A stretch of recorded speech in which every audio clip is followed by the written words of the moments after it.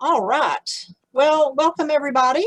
I'm glad y'all are here with me this week. This is kind of a different subject matter, but I kind of wanted to throw this in and kind of get it out at the beginning of the year. So maybe give everybody a little bit more of an understanding of who we are in Extension and kind of what we do, and maybe even some of what we don't do, and how all of this is tied together, and give you some history on that. So last week when I sent you the short video on the Farmer's Almanac, it was kind of to bring us up to this week. So I hope everybody kind of watched that, because I'm going to make a few references to the almanacs a little bit later in the presentation. But just to kind of set the stage for February, we are going to focus a lot on fruit. And I'm going to bombard you with information. So January was kind of slow, and we've kind of been getting our feet wet and settling back in. But February, those 4 Mondays are going to be jam-packed with videos. Some are going to be short, like 2-minute videos. Some are going to be a little bit longer, 30-minute videos. You're going to get multiple publications, and all these are going to be in the Google Drive, but I am going to send you some supplementary material each Monday morning to kind of get us ready for that week's conversation or whatever. So just kind of plan on that. We're going to get really intensive, and then next Monday evening or Tuesday, I'm going to send all of you an opportunity, like a Google form, to submit questions regarding fruit that we're all going to spend that February 22nd date working on. So if you're wanting to get involved with growing fruit, February is going to be your month. Or if you're already growing and looking for some more tips and things like that, then we're really going to focus on that. As always, put any questions or comments or anything like that in the chat box, and I'll get that condensed down and sent back to you tonight or tomorrow. Okay, so just to kind of knock it out of the way, because we've got about 6 or 7 different states that are joining us tonight, but just to disclose, I am, as you can see from this first screen, going to utilize the University of Tennessee, because that is who my employer is, to kind of use this as the illustration as we move through tonight's presentation. So just Extension as a whole. If you are in Tennessee, then this is a picture of the Ag campus. If you're familiar with the Knoxville campus, then you can see that that is in fact the beginnings of the Ag campus in Morgan Hall there. So it looks much, much different today than it did many years ago. So I put this little cycle in here, again, kind of to set the stage, and maybe some verbiage there you've not seen before. We're going to start here in the upper right hand corner with the Land Grant Institution of 1862, and then we're going to come around and you see experiment stations listed, and then the Land Grant Institution of 1890, and then Cooperative Extension. And if I had another little circle here, it would be right in between here, and it would be the Land Grant Institutions of 1994, and I didn't put that in here. So what does all of that mean? Well, if we look at this from a UT, University of Tennessee perspective, then we can kind of see in Tennessee State how these are going to match up. Let me get this next slide in here that kind of shows you.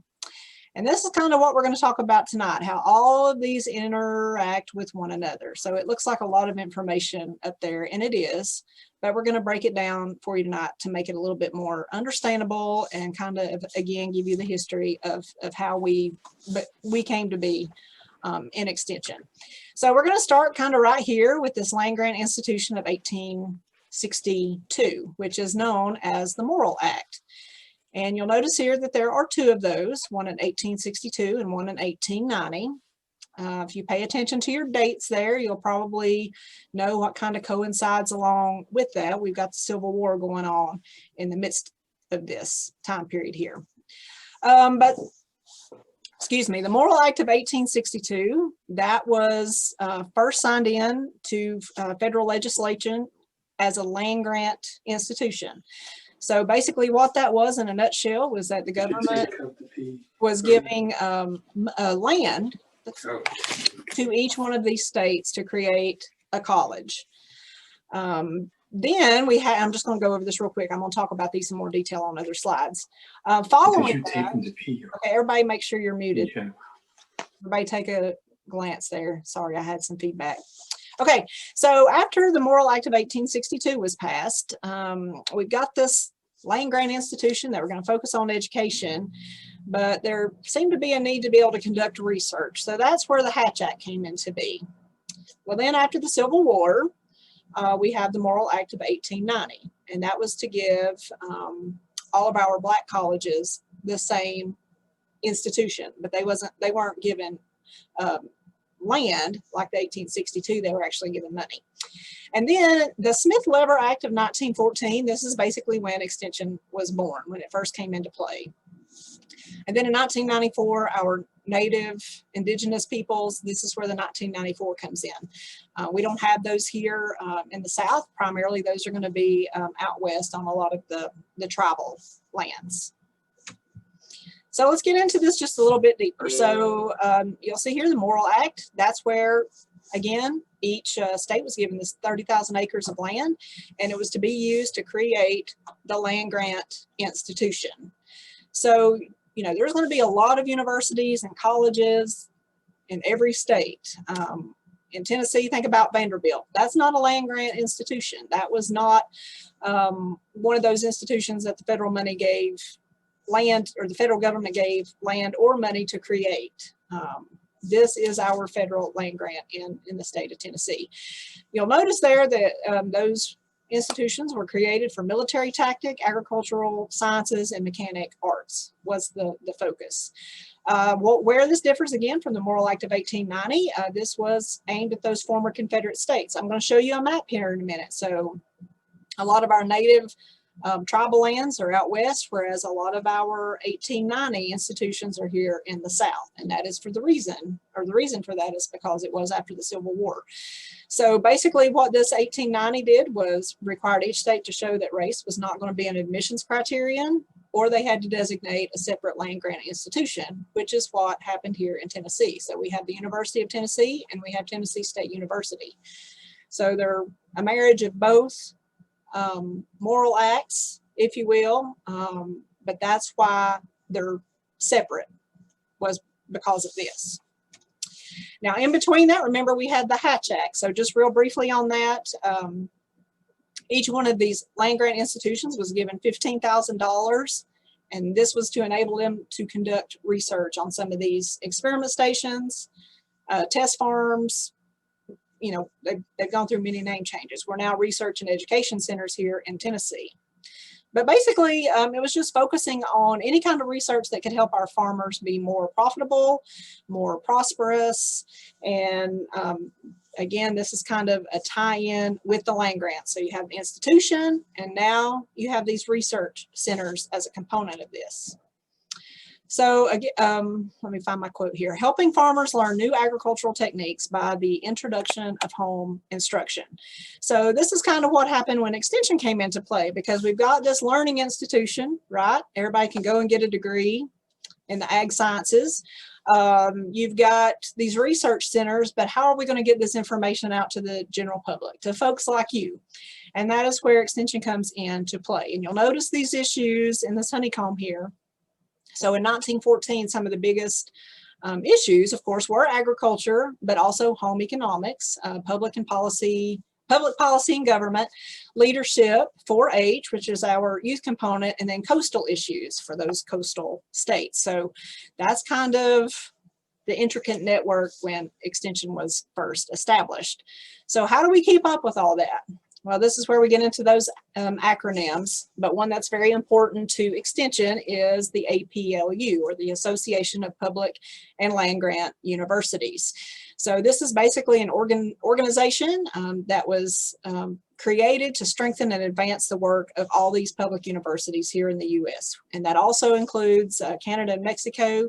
That's pretty new. That just came on board with a merger just here in the last decade. You'll also notice down here in this little box, Micronesia, Guam, the Marianas, Puerto Rico, Virgin Islands, and Samoa. We do have extension colleagues that come to us from those regions as well. I just had a meeting with our National County Agent Association this morning, and we were talking about how we can strengthen some of those relationships with Guam and Puerto Rico, especially because we do have membership in those areas and trying to reach out and pull more of those members in. But you'll notice there that the APLU was created in 1887, so it was truthfully before extension, but you'll notice the date was there after that first Morrill Act, and you can kind of see how many different associations now play into that. Along with that, a few other acronyms. USDA, we all know that's United States Department of Agriculture, and I've got a schematic that'll show this a little bit better in a few minutes. But underneath that, you'll see there at the top NIFA or NIFA, depends on where you're from, how you pronounce that. Well, I can't see the top of my screen now. I've got that little window down. But okay, NIFA right here, that is the National Institute of Food and Agriculture. That too is a component of USDA. All of this is kind of a partnership, but you can see where these land-grant universities are located. I'm going to move y'all out of my window here a little bit. So you'll notice there, these 1862, that's the red dots, and you can kind of see where most of those are. University of Kentucky, NC State, Virginia Tech, Clemson, University of Georgia. I'm trying to hit all the ones that are with us here tonight. And then West Virginia University in Morgantown. I think that's right. Auburn too. Auburn University. Auburn, yes. Sorry about that. But those are what those initial land grants established in 1862. Those are where those are at. So you see the 1890s, the white stars, you see where those are primarily located. Again, after the Civil War, this is where you'll find those sister universities. So Lori's on here from University of Kentucky. Her sister university is Kentucky State, just like Tennessee State here. You'll notice that Alabama has two, Tuskegee. I don't really remember the story behind that, but I think we have two states that actually have two 1890 institutions. The cool thing about NIFA or APLU is that all of these organizations have players at the table. You know, so whether you're 1994 out here in one of the tribal areas, 1862 or 1890, everybody has a voice. Everybody has a chair at the table again. It's not just one of these universities. You have representatives from each one of those that are always involved in any of these kind of committee or task force or anything like that. This is just a list of that. You've got, I think I sent this to y'all. If not, it's in your Google Drive, so you can see that a little bit better. And just to kind of run you through there, Alabama, A&M, and just remember that A&M, that's a throwback to that 1862, because remember it was ag mechanics and ag science. So A&M actually stands for ag and mechanical. So some of our land grants still utilize that. University of Georgia, and I think that's Fort Valley State University. And there's University of Kentucky and NC State. And then you have the Ohio State and Central State, Clemson and South Carolina State, and then Virginia Tech and West Virginia State University and West Virginia State. But I like Virginia's here because it kind of shows you, and most university land grants will do this. So some of you in Tennessee may see University of Tennessee as well as Tennessee State all in one logo. I couldn't fit that one logo on here because it's way too long. They basically just take this and kick it up here to the front of this one. But that kind of gives you an idea of where all these land grant institutions are located. So there's a little bit of a snippet in there about how the University of Tennessee came to be. It was actually in 1869. So initially that first college that was designated, it was actually East Tennessee University. So they were the ones that received those initial funds in 1862. But after the Civil War, of course, that was when Tennessee State University was created. The Herbert College was founded in 1869. And then again, TSU, that would have been, I think it was 1892. So you can see kind of the variance there in the years. Okay, so just another snippet. It's kind of hard to make this one interesting with pictures because we're just talking, so it's a lot of graphs and sentences, so I apologize for that, but I promise it's going to be more fun in a couple weeks when we're talking about cool fruits that we can grow in our backyard. But anyway, so remember that all of our universities are going to engage in some kind of research and teaching. So again, think about some of these heavy medical schools. So think about like in North Carolina, Wake Forest or Duke, UNC Chapel Hill.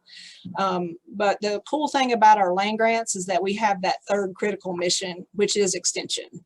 We're actually out in the field. Most of us in Tennessee, there's an agent in every county, all 95 counties. A lot of states are going to follow suit with that. If you're not in a specific county, then you're in a cluster county or you're in a region. So a county extension agent is not far for pretty much every U.S. citizen in the U.S.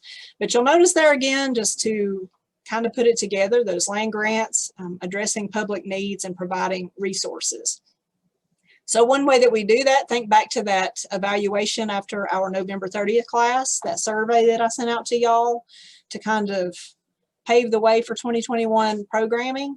That's where we're addressing your needs as clientele. You know, that's where we get that feedback from, is folks like you. You know, we want to be teaching things that are going to be beneficial to you, that you're going to find interesting, that you're going to be able to turn around and get a benefit from that yourself. And one way that we do that is doing classes like this and providing you those resources and just being here to kind of point you in the right direction. Again, these land grants are going to focus on 3 pillars. You see there: teaching, research, and extension. And each one of these are going to play a critical role within our institutions. One thing I want to kind of mention here is, like me as an extension agent in the county, sometimes you may have heard me say, well, I'm not really sure about that. Let me talk to a specialist on campus. So the reason for that is because we do have faculty on campus, and it's kind of a unique relationship here. We've got some faculty that might be 100% teaching. So they're going to be on campus all the time teaching undergrad or grad students. But we might have faculty on campus that maybe has 100% extension. So those of you that know our state coordinator, Master Gardener Coordinator, Dr. Natalie Bumgarner, she's 100% extension. She has that appointment. So all of her work is going to fall into this pillar. But then we also have some specialists on campus that are going to have a research component. And so they're going to be based on the research centers across the state conducting actual research that then we are going to turn around and give to you in the form of field days or classes like this, some kind of interactive element. The cool thing about our faculty though on campus is that sometimes they can have a component of all 3 of these. They might have a mix of 2 of these, or you could be like Natalie and have 100% extension, or you could be like some of our research scientists and be 100% research. But sometimes that's what we're referring to when we say, let me talk to a specialist on campus. That's why they've got this disciplinary degree, they're proficient in a specific area, and that's why we call on them. Dr. Lockwood, that's another one that we could refer to, our fruit man. You're going to get to hear from him next month. So that's kind of how that plays out. Now to kick it back a little bit further, and this is kind of where last week when we were talking about both of the farmers' almanacs, even though extension wasn't really formalized until 1914, it kind of had a place even longer before that. We just didn't really have a name for it. So you'll notice there that it was after the American Revolution in the early 1800s, farmers kind of started maybe getting together. You had the utilization of these farm journals, and that's what I have this picture down here. You can't really see that really well, but this is called the American Farmer Journal. But basically what they were doing was sharing information from their own personal farming operations, what worked, what didn't. Again, utilizing those almanacs to kind of, planting dates, planting by the signs, what worked, what didn't. So that's kind of how you had this dissemination of information long before extension came into play. So when we look at how extension has helped shape our country, of course, some big events that were occurring, during this time, of course, World War I, the Depression, we move up to World War II, and then, of course, after World War II, and then today. So what are some of the things, where has Extension played a role? Why is it such a critical component of the land grant mission? So there's some really cool older pictures in here, which I really like. But the big tests really come during World War I. Of course, it was still fairly new in existence, of course, being formalized. But one of the biggest issues was, you know, the men were gone and the women were at home and trying to preserve and can from the harvest. So there was a lot of home economics teaching starting to take place at that time. Another component was wheat. During this time, wheat acreage actually dramatically increased from, it was 47 million acres annually in 1913. That increased to 74 million acres in 1919. So just in a 5-year span, you can see that dramatic increase just for some of the research that was being conducted. Again, teaching farmers how to be more profitable. I guess I should have switched my slide there, but you can see some of those pictures. So during World War I, wheat was a major player for Extension, just trying to get productivity, get the yields up. Also, after the Civil War, these three ladies were the first African Americans hired into Extension. This was in 1918.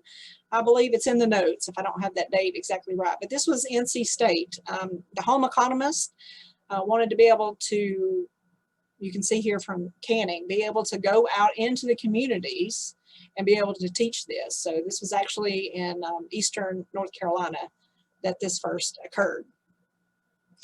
Of course, the Great Depression brought with it a lot of hardship, but this was where a lot of that emphasis taking care of the individual farmer actually came from. So Extension was a really big player, because kind of like COVID-19 in this past year, it was a big shift. Everybody had to learn to adapt and kind of roll with the punches, and it was just a major hardship. Of course, it's much different now than it was then, just maybe termed a little bit different, but still a major hardship that people have had to adjust and adapt to.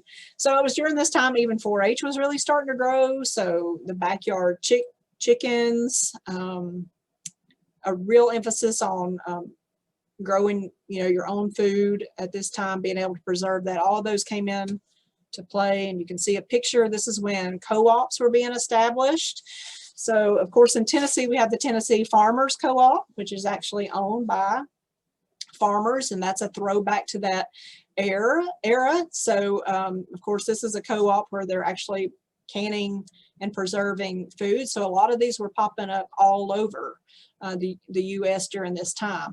And we still see a few of these still in existence today. Partnerships, being able to recreate some of that, pool everybody's resources and that type of thing. But this was really something that was going on during the Great Depression.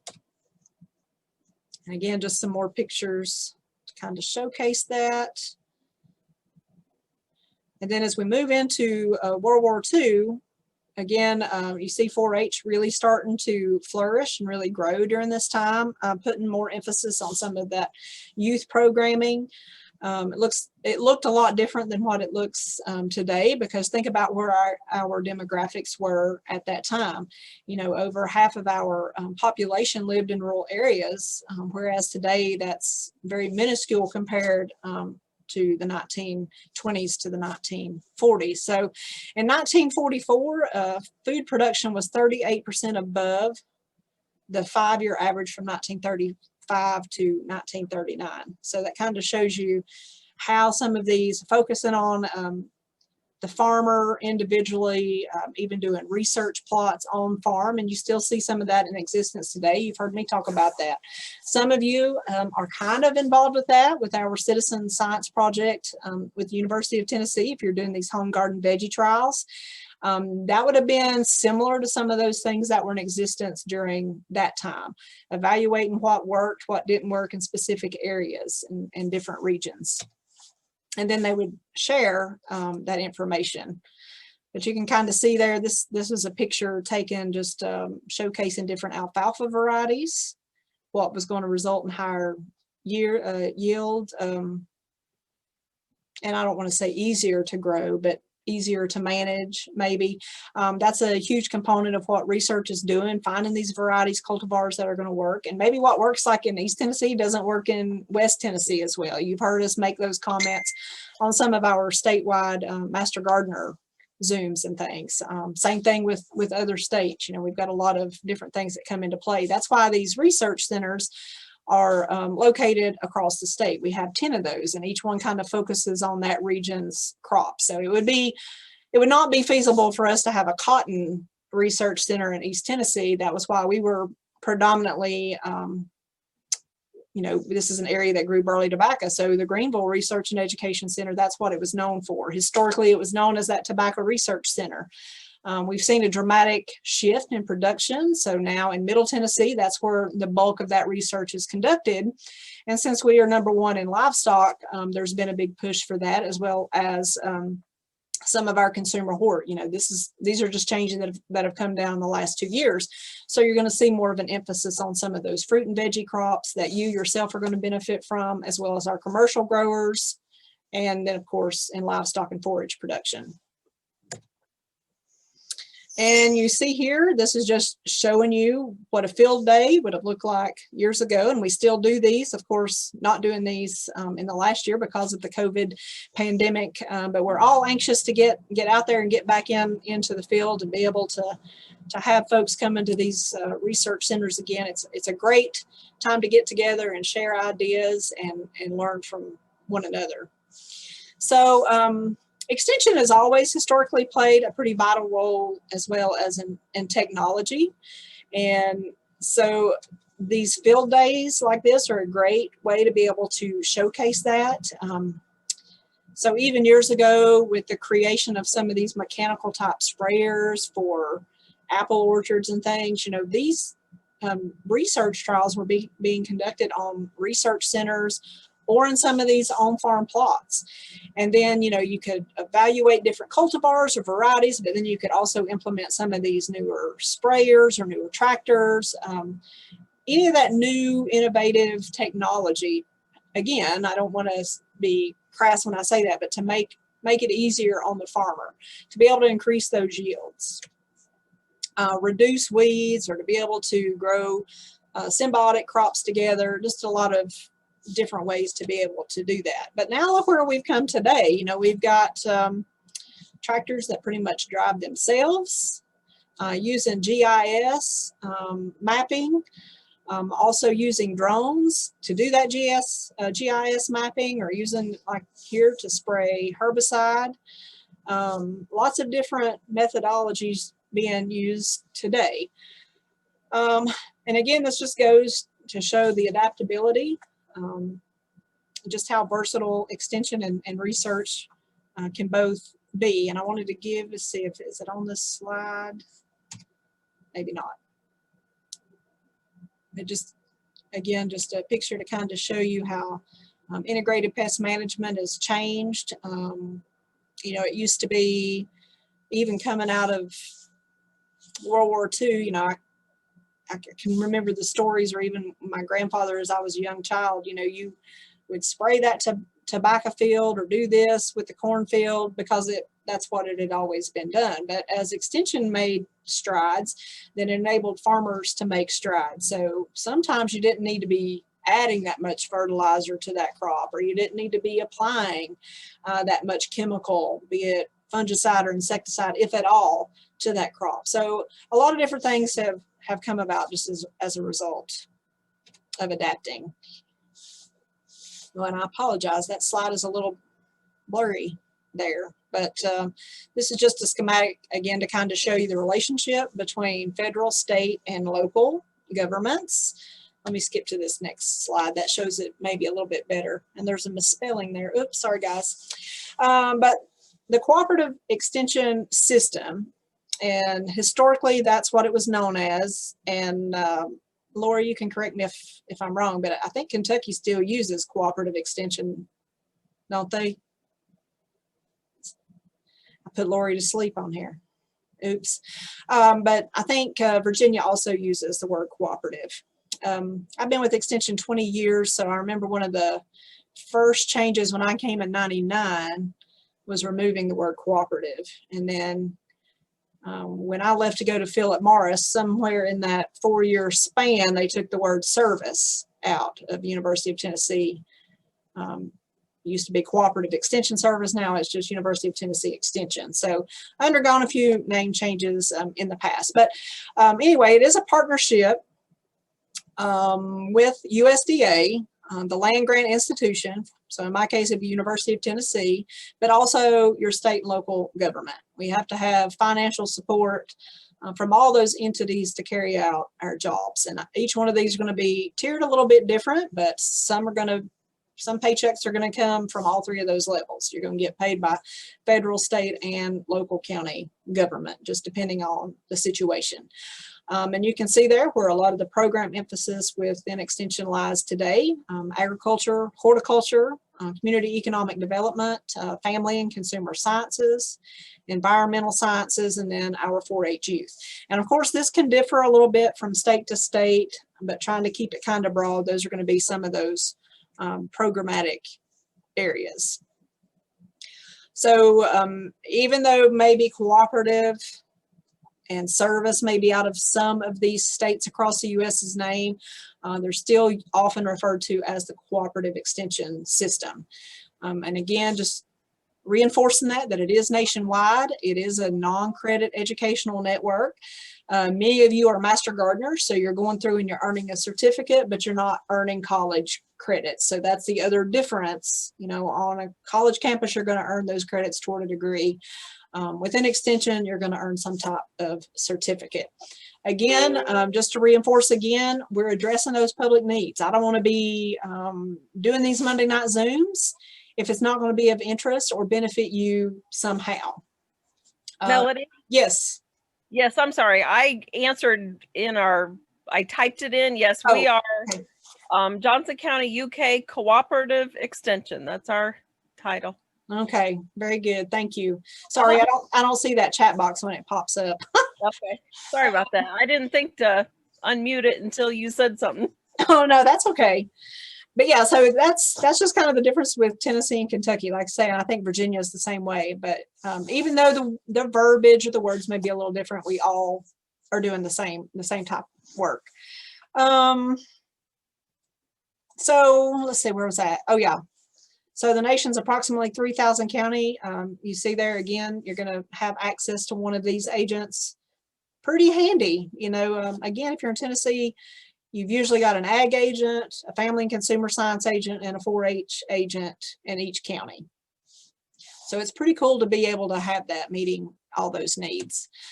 Breaking it down, just to kind of put it into a more pragmatic perspective, it is translating that science for a practical application. If you're like me, I'm a word person, not a number person. Now, I know we got number people on here too, but usually if I can just read something, it makes more sense. But if I'm trying to look at graphs with numbers and charts, my eyes start getting crossed and I'm like, I have no clue what that even means. So basically what we're doing is trying to, I don't want to say dumb that down, because you just heard me say I have to dumb it down for myself to be able to understand it better too.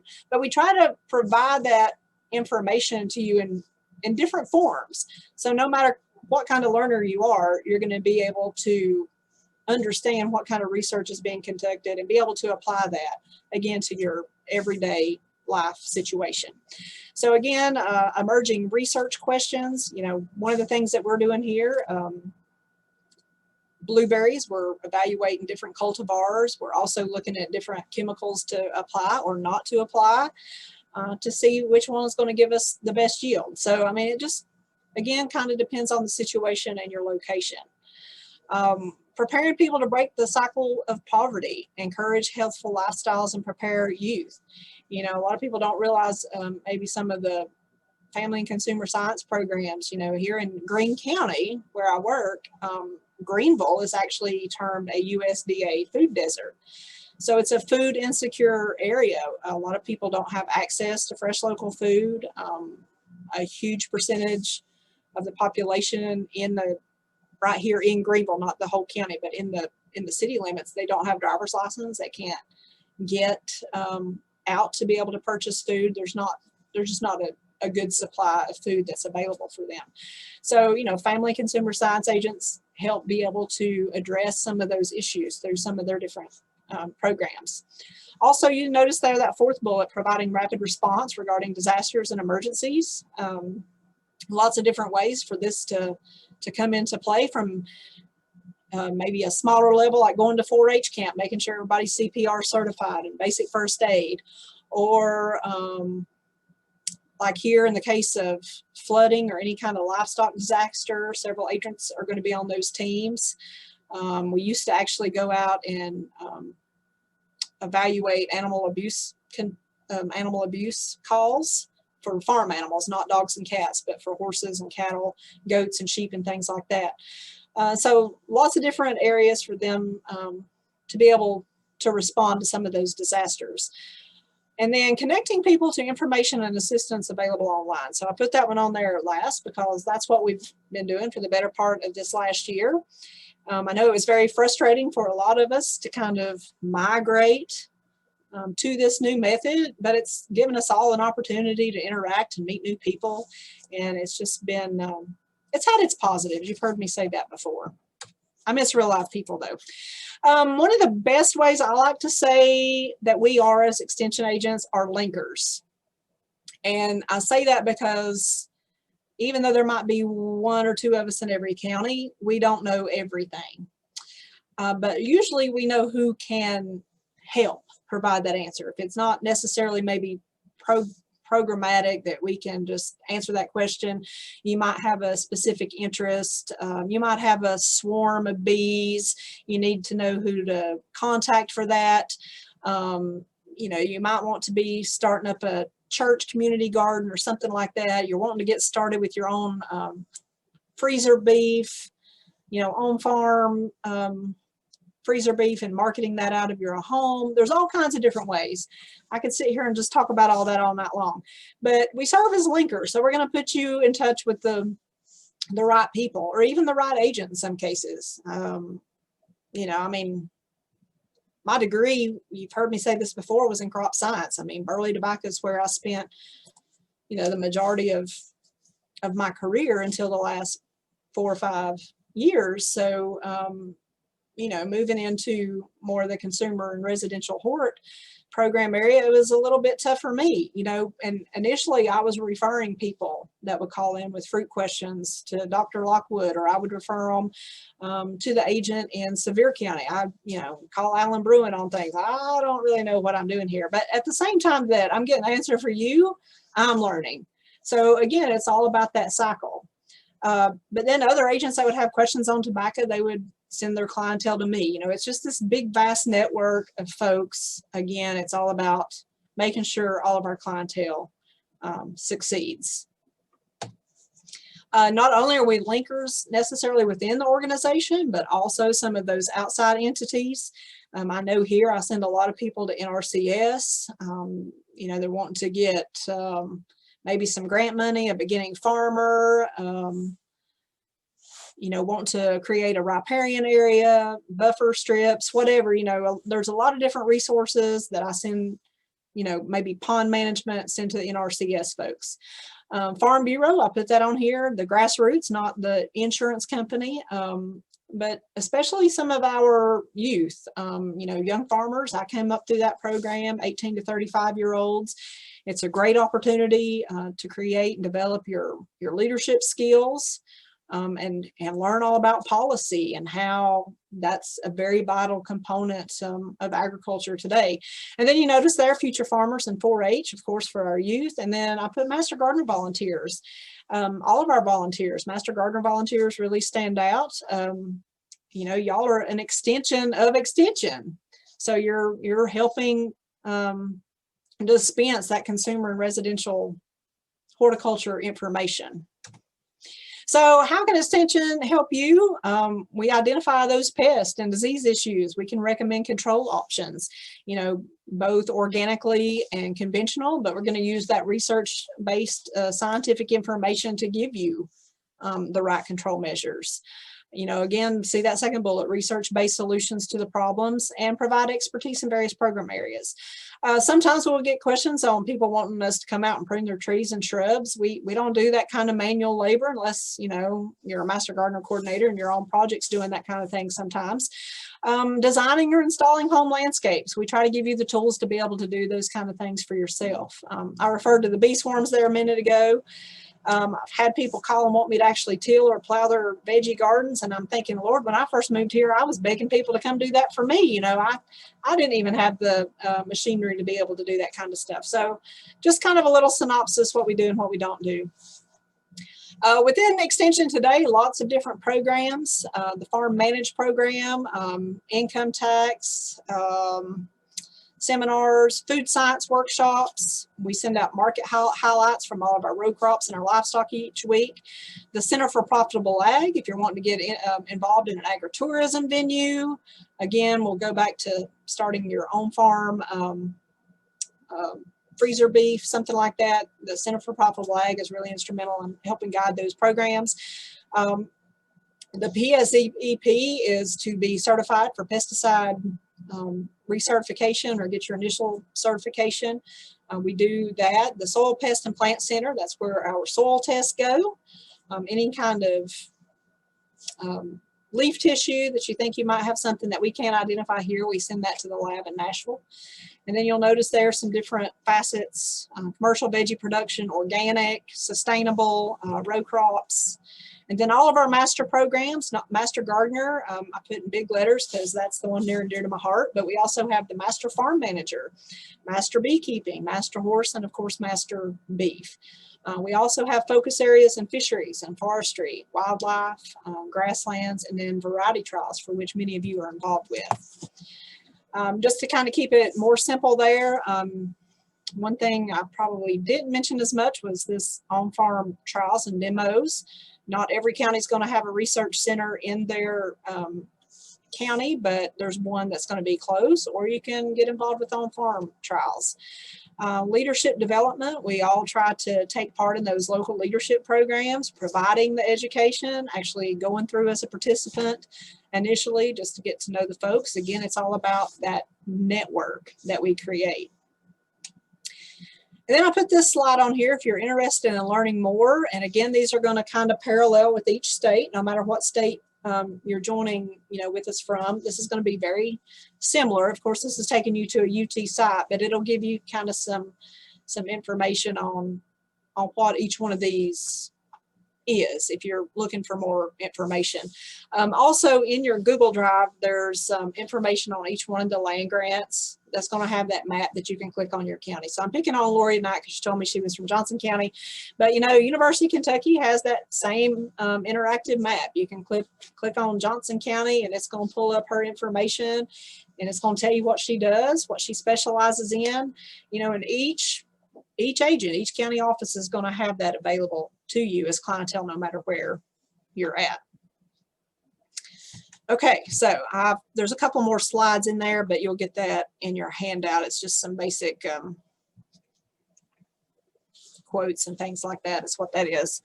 So I know tonight was a little bit more boring than what some of our past topics have been, but did you learn anything at all about kind of how our land grant system works?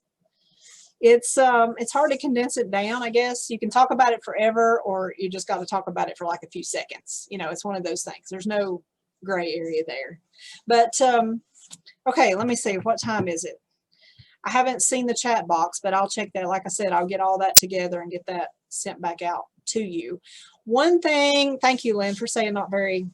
But one reason I wanted to do this, again, I said this a couple of weeks ago, as we move through the year, you're going to get information from those other land grant institutions. So I kind of shared that with you then. So hopefully tonight kind of brings all that together and you can kind of see, even though I'm in Tennessee, I have colleagues in other states, and we're, especially now with COVID, we're starting to partner more and more. If you're a Tennessee Master Gardener, you're really going to see that because we're going to be doing some programming in our Thursday and Friday sessions with other states. So I think that's going to be cool to see that from a different vantage point as well. One thing I want to do though, before we do get off, because I try to keep this quick. We've got about 10 minutes. I wanted to continue our getting to know one another. And I don't have my list from 2 weeks ago when everybody introduced themselves. So I'm going to try to remember who did not. But I just kind of wanted to continue that. So when I call on you, just give us a little bit of a background, your name, where you're from, some of your hobbies, you know, why you're here with us tonight. So I'm going to pick on Andrea because I've already picked on you, Andrea, and I know you weren't here 2 weeks ago, or at least I didn't pick on you. No, I didn't have any internet service 2 weeks ago, so I couldn't join. I'm Andrea Belcher. I moved to Tennessee 5 years ago. I became a master gardener in 2019. Love volunteering, love working in the garden, and I also work at the UT Sullivan County Extension Office. So. Thank you, Andrea. All right, Michelle, did you go 2 weeks ago? All right. You got me. I was hiding. You can love it, you can't hide. I'm Michelle McClure. I'm in Sullivan County, like Andrea, and I was in the 2019-2020 intern class. I haven't completed my certification hours because of the pandemic, so I'm still an intern, but I've lived in Tennessee my whole life, and I'm just a backyard gardener. Oh, there is no such thing as just a backyard gardener. All right, let's see, Nicole. Hi, my name is Nicole Younger. I'm a backyard gardener, but I'm looking to kind of expand and learn as much as I can. I recently finished a degree in public health, a master's degree, and so I kind of took some classes that piqued my interest in learning more about gardening. So I just saw some of these webinars and I was like, well, that'll help kind of throw me into learning and, you know, being able to ask questions or even if I didn't ask questions, just hearing from other people and experience to kind of help me in my journey. I'm actually expanding my backyard garden this year. So a lot of this stuff is kind of helping me in learning in that expansion back there. So. Cool. Well, we're glad you're with us. Thank you. Okay, let's see. Jacqueline Cox. I'm from Tennessee. I live in Jonesboro, and I've been a master gardener since 2014. And I volunteer a lot at the Harvest of Hope, where I have a couple of boxes up there. My husband has a couple, and we don't really have a backyard. We have ours out in the field. We have some more garden, I call them garden pits, but raised gardens out there. We retired, both of us, beginning of last year. And we're about sick of being stuck at home. So like everybody else. Oh, wow. That's the truth. Yeah. I'm ready to go somewhere. I don't even care where. Like I would go to the North Pole right now. You know, I think any of us would. Thank you. All right, Margaret. Oh, wait a minute. We got to unmute you. There, I'm unmuted. Hi, I'm in Knoxville. I've been in Tennessee my whole life. This just came up on Facebook. It's something I might be interested in. I have no idea why. I used to be in 4-H when I was in high school. I had nothing to do with gardening though, and very little with even canning and stuff. I did a lot of sewing back then. My hobby now is cooking and cast iron, refinishing old cast iron. So that's interesting. We do have some raised beds, and we had the best tomato yield we've ever had last summer. And what we did different. We happened last spring to go to a lady who was actually a tomato farmer. She was a preacher. She was doing a wedding for my brother-in-law. He was getting remarried, and there was 8 people at this wedding because COVID. And she had these giant things over her tomatoes. They're like clear plastic, sort of clear, sort of not. And all her irrigation and stuff was under this, and she never let rain touch her tomatoes. And she said, this is how commercial tomato farmers are doing it. So my husband came home, built these frames over our raised beds. We put tomato plants out, and our tomatoes went crazy. I have canned salsa. I have frozen tomato sauce. I was just like, what do I do with this? It was like totally new. had to learn how to can. I love it. So yeah, so Yeah, enjoy the classes. They've been good. I decided, well, I probably wouldn't drive down to UT to do that, but this is great. You know, it's like coming in my living room. yeah, yeah, absolutely. Well, we're glad you're with us. All right, Brenda, I don't think I picked on you 2 weeks ago. Oh, we got to unmute you. Whoops. Okay.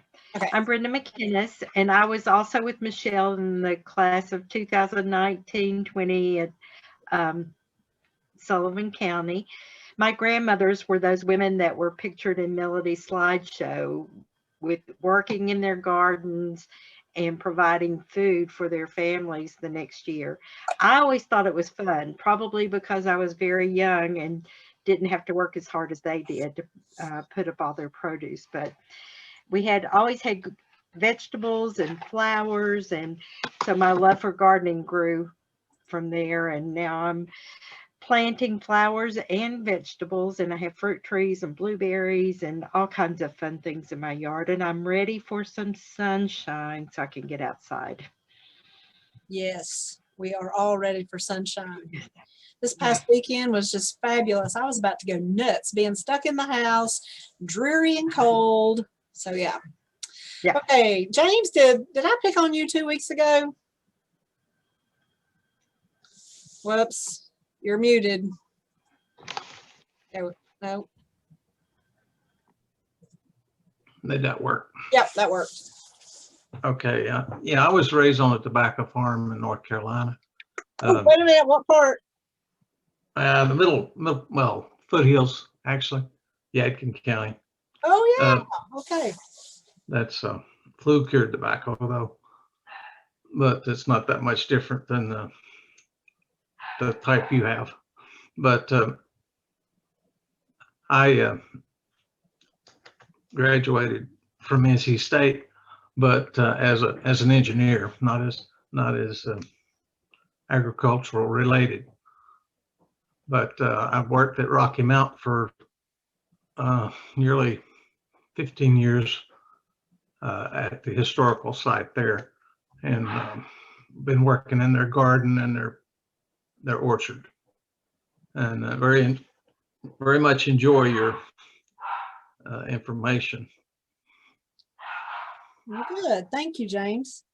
And you're one of those numbers people, right? Yeah. We're glad we Pretty got much. y'all on here. Yeah. So you keep us word people straight. Okay, let's see. A couple of weeks ago, we had this issue with Edith because there were two of her, but there was really just one. So let's let Edith talk and then her sister Maria. Oh, we got to, yeah, there you go.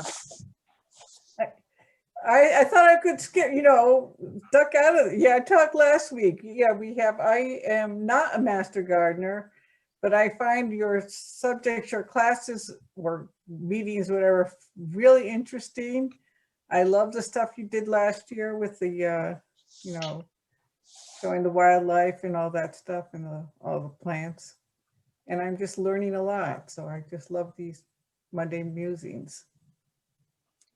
Oh, I live in Tennessee, Bacon County. Okay. All right, Maria. Oh, wait a minute. We got to unmute you. I can't do that anymore. Zoom's changed its settings or something.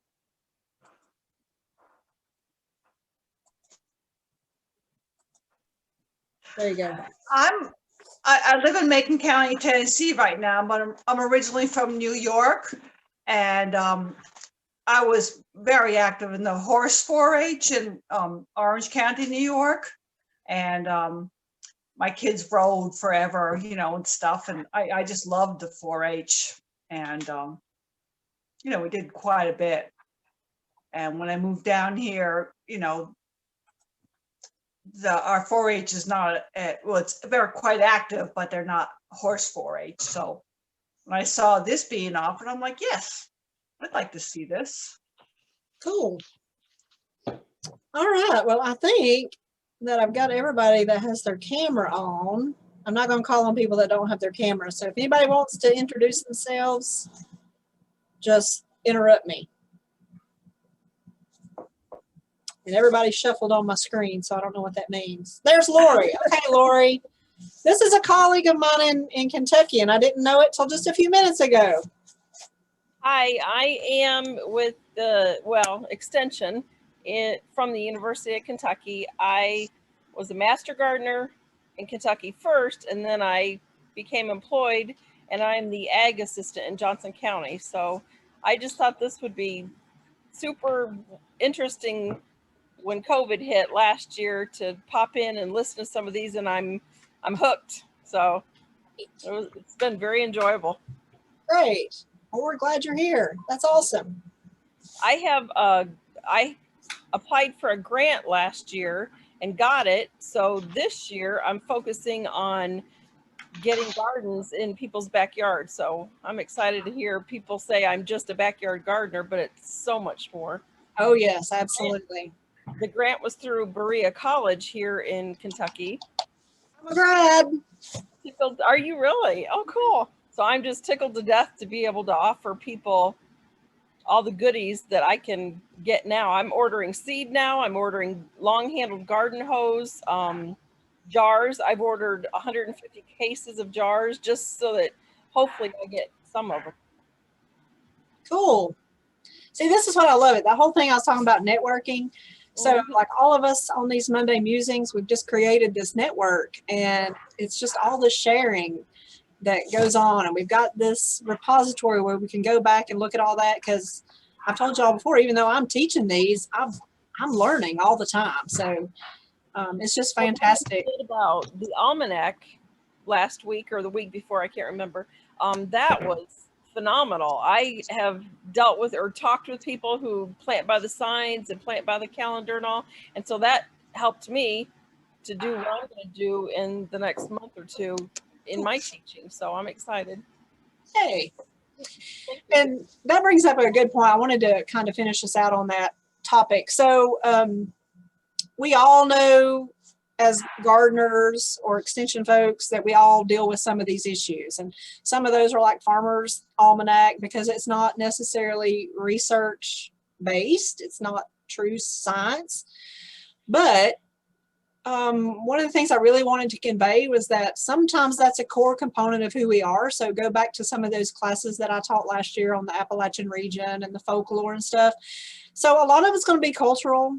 Some of it's just a component of heritage, and we don't want to take that out, but we just want you to know that that exists. And it's kind of like extension. Some of those things led up to extension's existence, because long before we were here and formalized, there was those methods in place to be able to do that. So they were doing this networking, long before we were official, if you will. So just remember that. And I'm one of these that I do believe in the science, but I also believe in my heritage. And I think that's a core component of what shapes us. And I think we can all learn from that, from each other's different backgrounds and perspectives. And that's what these Monday nights are all about, just being able to share that with one another. So remember that as we progress through the year. Next week, I'm going to send you a clip, a 30-minute video on So You Want to Grow Fruit. It's going to be kind of comical. Just think about it. Do watch that. It's going to kind of help set the stage for the rest of the month. I'm going to try to keep those videos that I send out to you a little bit shorter, but January, listen to me, February 22nd, we're probably going to go a little bit longer, like an hour and a half, because that's the night we're going to focus on some of that fruit production and management strategy. So kind of keep that in the back of your mind. It may be a little bit longer. Okay, so with that, I'll be sending y'all an email later tonight or first thing tomorrow. So y'all just go and have a great week, and I will see you in 2 Melody? weeks live. Yes. Somebody, who is that? Yes, this is Russ. Hey, Russ. Eileen asked about some type of classes that, but she was not wanting any kind of a diploma or anything. I posted a link to something called Coursera.org in the chat box. Okay. If you check that out, everybody else, I'm sure you could find something on. I found a lot on plant biology in there. I was wanting to let you all know about that. before we checked out and you miss it. Okay, yeah, I'll make sure that I get that in that chat box too. I can't hardly read that. It's so small right now. Okay, anything else? All right, well, I'll be in communication tonight, and then you'll get your Happy Monday email next Monday, and we'll go from there. Thanks, Melody. Enjoyed it. All right, thank y'all. Have a good Thank week. you. Bye. Bye. Bye. Bye.